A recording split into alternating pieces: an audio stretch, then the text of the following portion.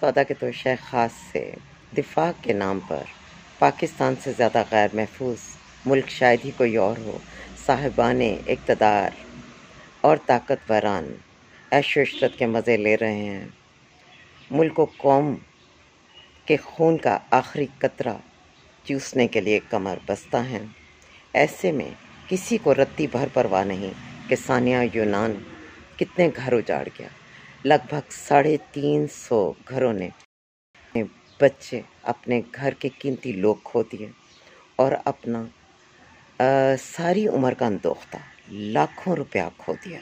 हुकूमत की तरफ से ना पाकिस्तानी फ्लैग सरनगू हुआ, ना अफसोस हुआ।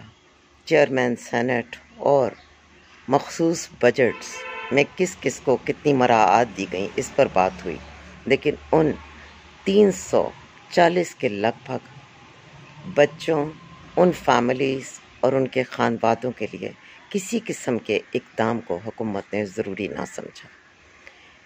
ये ज़ालिमीन अपने इक़्तिदार के मज़े लूटने के लिए आते हैं, इनका हमसे कोई लेना देना नहीं।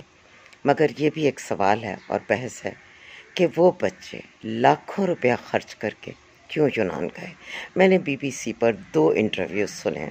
उन बच्चों को दुरुस्त पंजाबी बोलना नहीं आता, वो बराए नाम भी पढ़े लिखे नहीं हैं। अल्लाह ने उन्हें ज़िंदगी दी, अल्लाह पाक उन्हें सलामती से रखे, उन्हें कंपनसेट करे, उनकी फैमिली को उनकी इस कीमती ज़िंदगी की कदर की तौफीक दे। मैं अगेन जबकि मैं समझती हूँ कि उन फैमिलीज़ का भी कसूर है, उन बच्चों का भी है।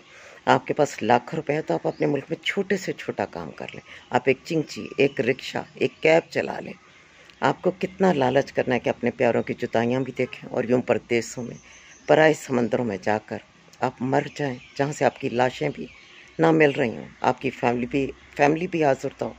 और हमें मालूम है कि हमारा मुल्क इस काबिल नहीं, ना हमारे साहिबाने इक़्तिदार कि वो अपनी आवाम की जंग लड़ सकें।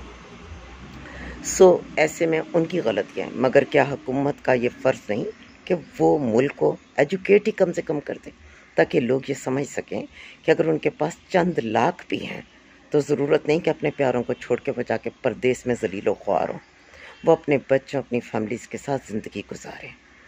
हमारी हुकूमत का सबसे बड़ा जुर्म ये है कि उसने हर बजट जो था वो इस कौम को निचोड़ के बनाया। हर करप्ट आदमी को और करप्ट इदारे को ढेरों पैसा दिया, हमें चूस कर जोंकों की तरह से, मगर यहाँ के अवाम को शऊर नहीं दिया, बेदारी नहीं दी। खुदारा आप खुद से जाकें अपने बच्चों को शऊर दीजिए। सिर्फ ये नहीं कि स्कूल में वो जाके मारपीट करवाएं या मौलवियों ने पीटें और उनके पास 4 लफ्ज़ पढ़ना लिखना है, नहीं, उन्हें बेदार कीजिए। हमारे मीडिया चैनल्स का काम है कि वो अवेयरनेस दें, पब्लिक मैसेज दें। आपके पास चंद लाख का अंदोख्ता हो, आप अपने मुल्क में एक छोटी से छोटी परचून की दुकान खोल लीजिए, आप छोटे से छोटा कोई काम कर लीजिए, लेकिन आप यूं परदेस जाएंगे। आपने अपने बच्चों को एक रत्ती का पढ़ाया नहीं और अपना सब जमा जोड़ बेच के उनको पराए समंदरों में डूबने के लिए छोड़ दिया।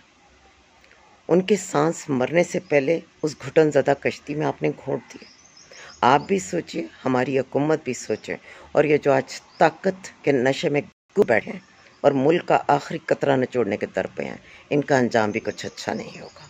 खुदा की लाठी बे आवाज़ है, और अल्लाह का जब अज़ाब आता है तो अल्लाह पाक पहले यूं ही मोहलत देते हैं, जिस मोहलत में ये जितना चाहें मज़ा ले लें और जब तक चाहें ले लें। जिस दिन उसका हुक्म आ जाएगा कि अपने अंजाम को ज़रूर पहुँचेंगे।